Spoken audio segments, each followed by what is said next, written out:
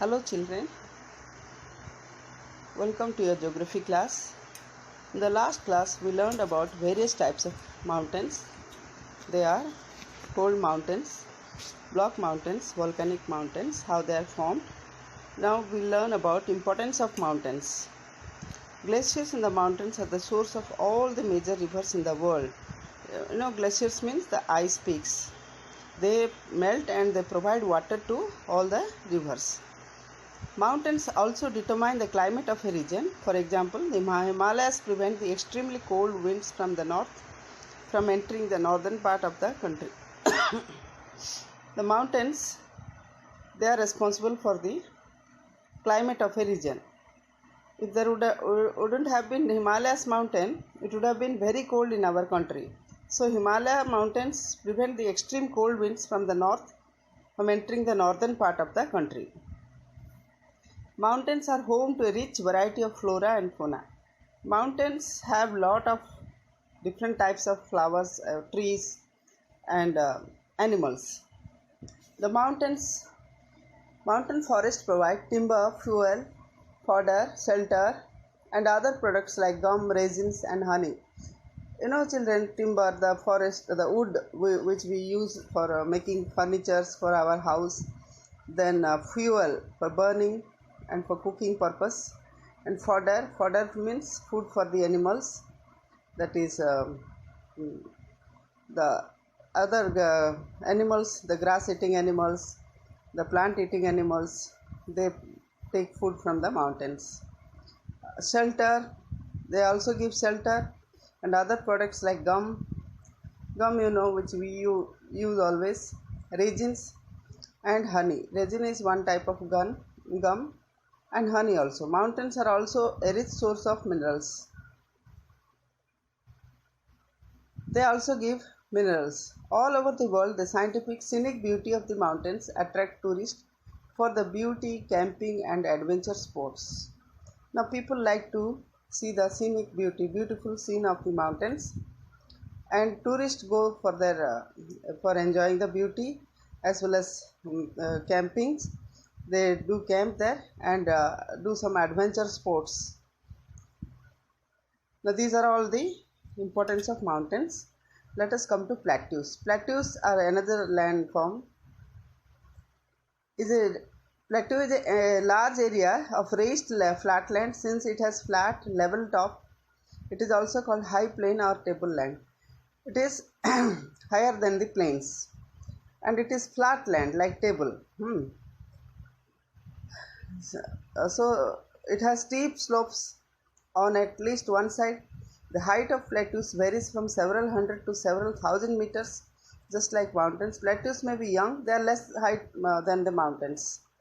Plateaus also, just like mountain, they are maybe young or old. The Deccan Plateau in India is one of the oldest plateaus of the world. South India is called the Deccan Plateau of India.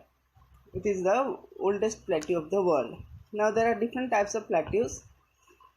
Some of them are intermountain plateaus, piedmont plateaus, dome-shaped plateaus, continental plateaus, volcanic plateaus. Now what is intermountain plateau? These are the plateaus which are surrounded by hills or mountains from all the sides. So a plateau within the hills or mountains from all the sides. The typical example is the Tibetan plateau with a height of about 5,000 meters. It is also known as the roof of the world. Tibet is known as the roof of the world because it is located at a height of 5,000 meters. Other examples are Bolivian plateau, Peruvian plateau, Colombia plateau, Mexican plateau, Piedmont plateaus.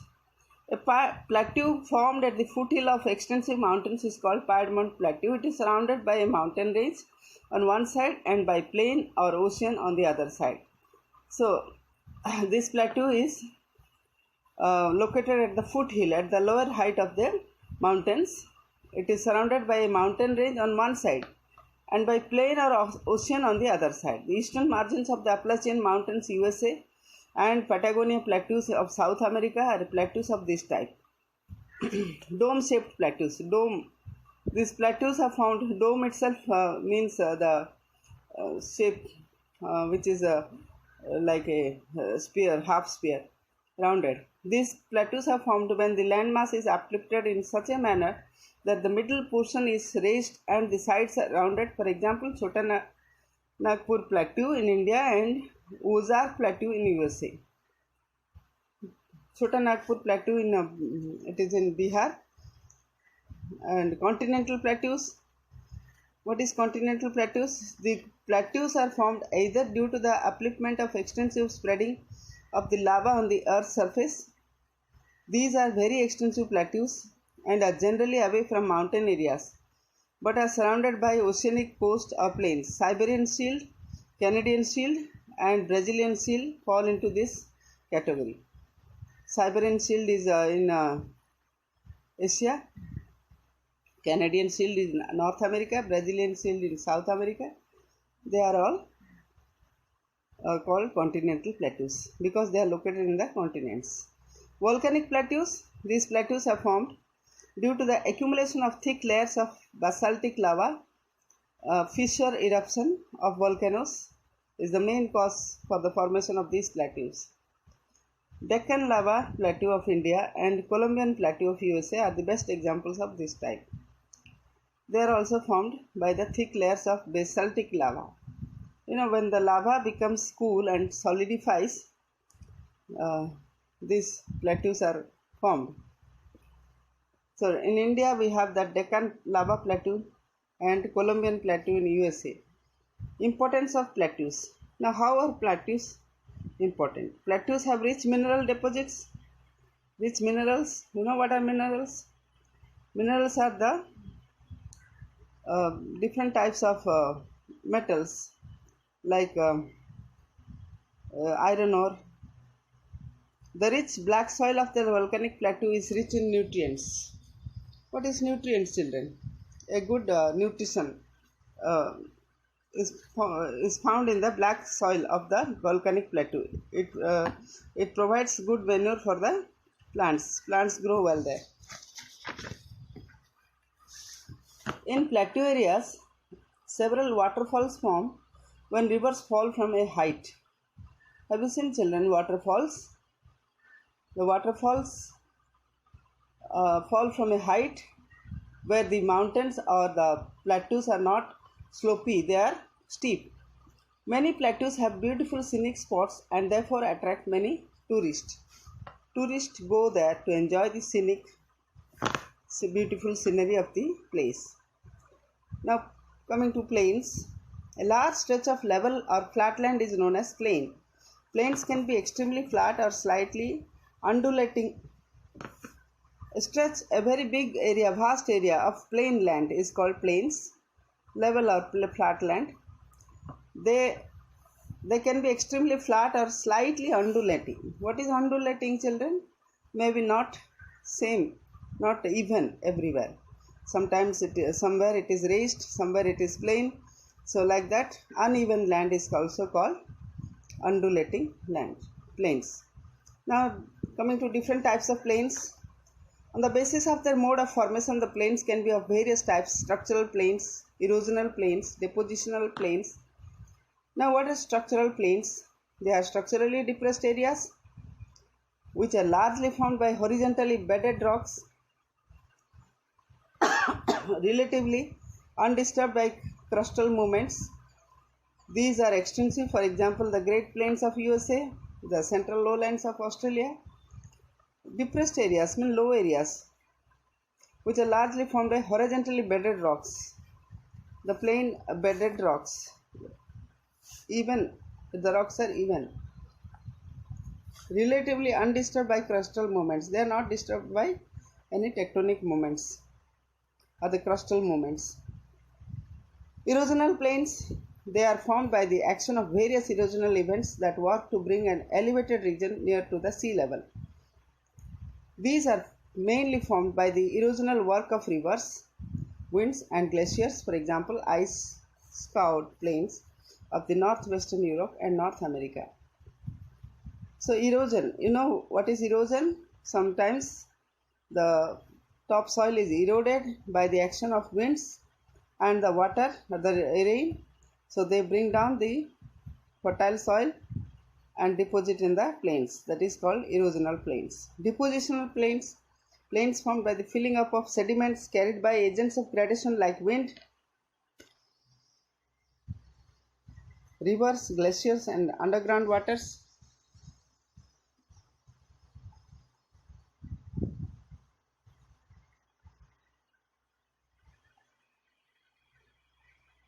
Into depressions or lakes called depositional plains. The plains formed by filling up of sediments carried by agents. As I told you, these are the sediments brought down by the agents of gradation like wind, river and deposited, and glaciers also, ice also. When it melts and flows to the low-lying areas,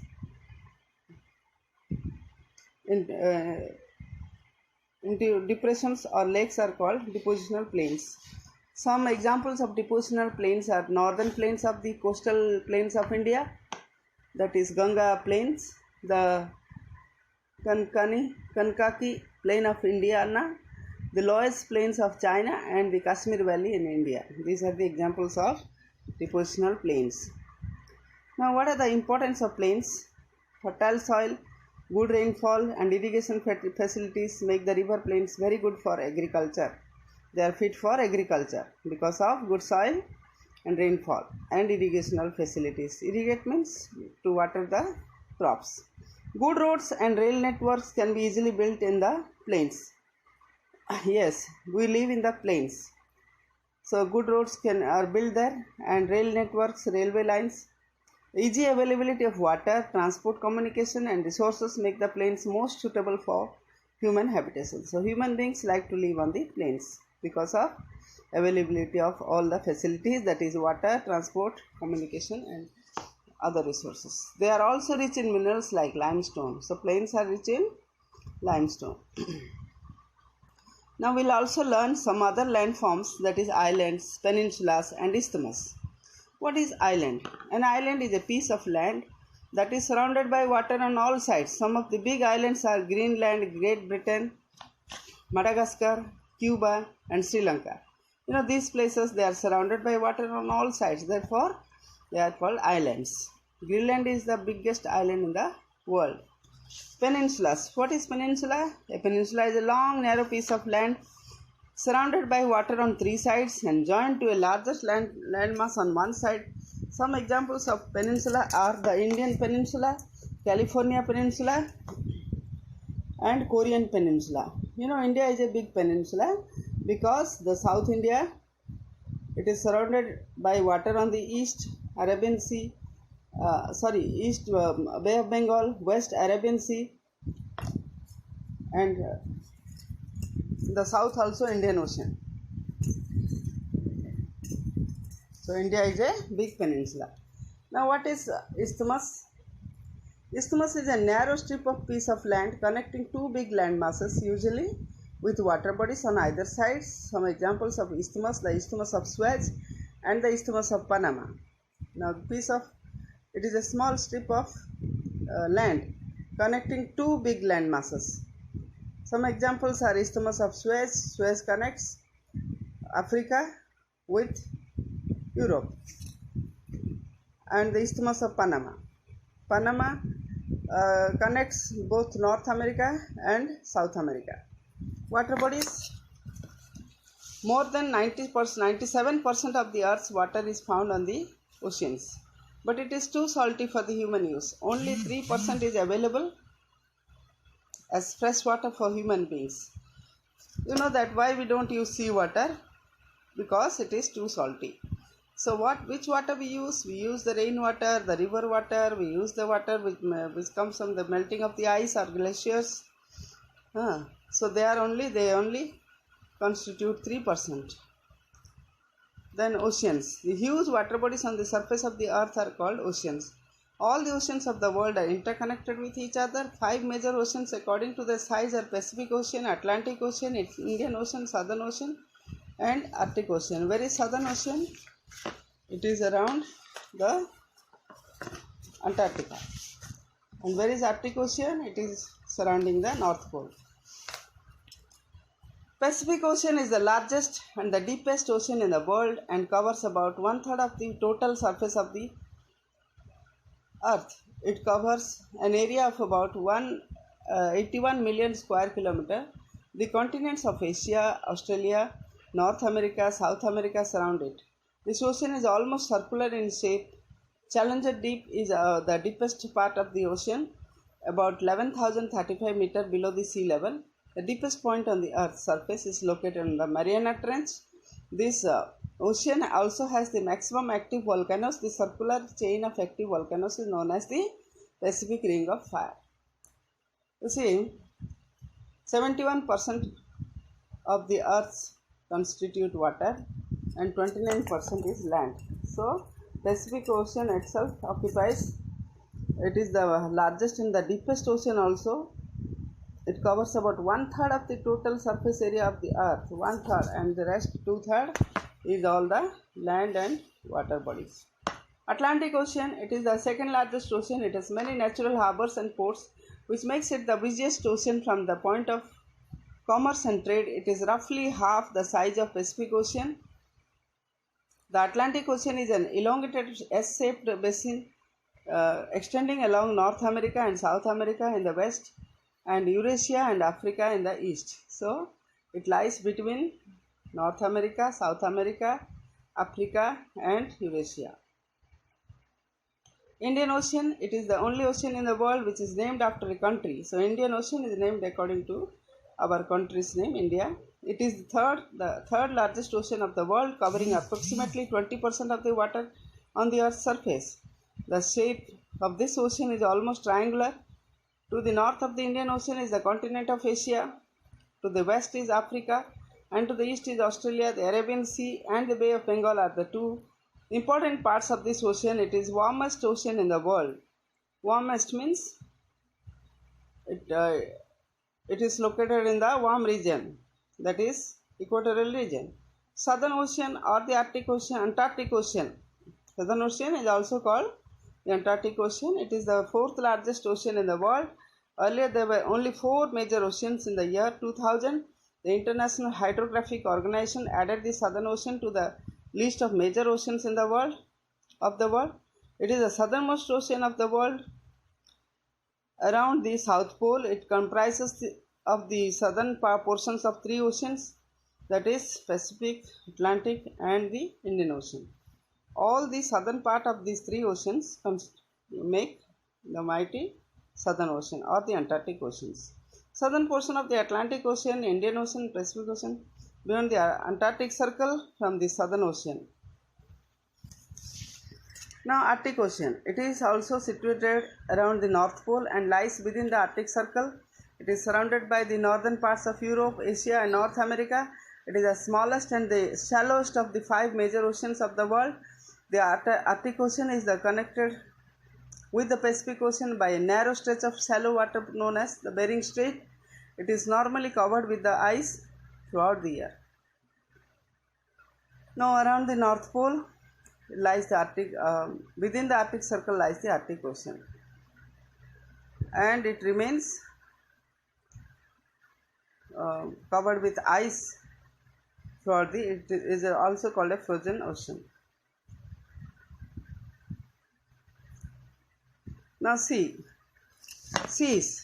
A sea is a body of saline water that is a part of the ocean. It is smaller and the shallower seas are usually located close to the edge of the landmass or continent. Shallow means not deep. They are close to the continents or countries or attached to a continent. Some examples are Caribbean Sea, Red Sea, Arabian Sea, South China Sea and Baltic Sea. These are the seas, important seas. They lie very close to the continents. They are shallower than the oceans. Bays and gulfs. A bay is curved indentation of sea or lake into the land with a wide opening. For example, the Bay of Bengal is a curved. You see, like Bay of Bengal, when you look at the ocean, the sea, bay, it looks like a C shape. The Baffin Bay and the Bay of Biscay. Bay of Bengal, that is our Gopalpur Sea. that goes in Bay of Bengal, that is called bay. On the other hand, Gulf is larger than a bay. A gulf is an inlet of an ocean or a sea deep into the land with a narrow mouth. It is more highly indented, more enclosed by the coast, and larger than a bay. So Gulf is larger than a bay. Some examples of gulfs are Persian Gulf, Gulf of Mexico, Gulf of Eden, and Gulf of Bothnia. Now lakes. Lakes are small water bodies which are surrounded by land on all sides. Large lakes with saline water are also called inland seas like Aral Sea, Black Sea, and Caspian Seas. Examples of some big lakes are Lake Baikal, Lake Balkhas, Lake Superior, and Lake Vular. The largest lake enclosed inland water. Largest lake is the Caspian Sea, the largest lake by volume of water, as well as the deepest lake is the Lake Baikal. Deep, it is very deep when compared with other lakes. Lagoons. Lagoon is a shallow body of water separated from a sea by a sandbank or a coral reef, like Chilka in Odisha is a lagoon. Rivers. A river is a stream of water that flows in a channel down the slope of the land, pulled by the force or gravity, and finally flows into a lake or sea. Rivers finally flow into lake or sea. The place where the rivers originate is called its source. The place where the river ends its journey is called the mouth.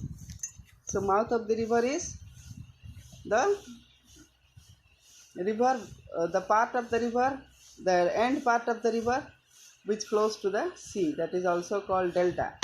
Estuaries. These are funnel shaped single channel openings at the mouth of the river, which is a partially enclosed body of water along the coast. Hence fresh water from the rivers and streams meet and mixes with salt water from the ocean. They have a deep mouth, strong tidal currents, and no deposition. Narmada and Tapi rivers form estuaries. So funnel shaped. Have you seen funnel shaped? It is when you can give the shape of a V. Single channel opening at the mouth of the river,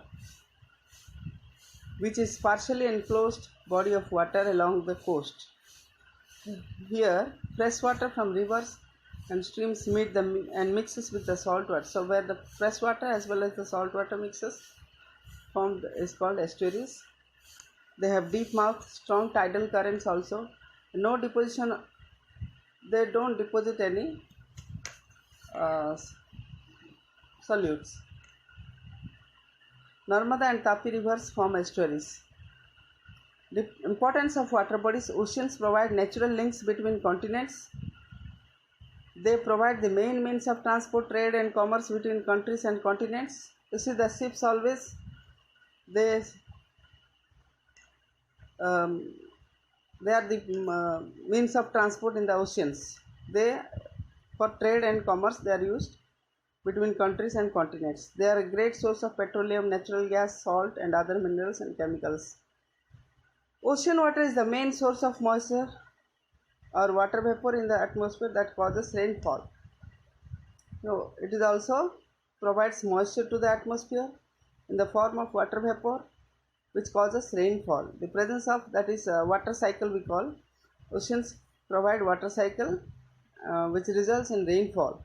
Ocean water is the main source of moisture or water vapor in the atmosphere that causes rainfall. Presence of oceans moderates the temperature in the coastal areas. They are source of seafood like fish, some marine creatures, and some seaweeds serve as animal feed and also as fertilizers.